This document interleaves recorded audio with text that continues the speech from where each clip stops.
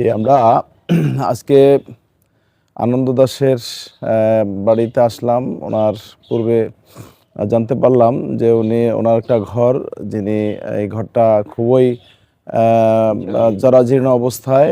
তো আমরা দেখার জন্য আসলাম। মানবিক দিক বিবেচনা করে আমরা বাংলাদেশ জামাত ইসলামীর তরফ থেকে আমরা তার এই ঘরটাকে পুনর্নির্মাণ বা সংস্কার করে দেওয়ার জন্য আমরা উদ্যোগ গ্রহণ করেছি। আমরা এই কাজটা মূলত করছি এই কারণেই যে এই আমাদের এই ভিন্ন ধর্মাবলম্বী যিনি, উনি আসলে অসহায় অবস্থায় আছেন। একটি ঘর তুলে সেখানে বেবি বাচ্চা নিয়ে যে সুন্দরভাবে একটু থাকবেন সে ব্যবস্থাটুকু তার নেই। সে কারণে মানবিক দিক বিবেচনায় আমরা আজকে এসেছি এখানে। আমরা ঘরটা দেখলাম এবং আমরা ইনশাল্লাহ আমাদের নিজেদের উদ্যোগে আমরা এটা করে দেওয়ার জন্য আমরা সিদ্ধান্ত নিয়েছি।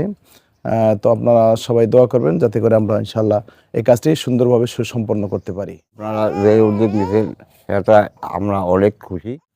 গাটাখান ১ নং ওয়ার্ডে আনন্দ দাসের যে ঘরটা মেরামত করা হবে জামাত ইসলামের পক্ষ থেকে, এই জন্য আমরা আমাদের গ্রামবাসী বা এই তাদের পরিবারের সবাই জামাত ইসলামকে একটু সাধুবাদ এবং ধন্যবাদ জ্ঞাপন করছে।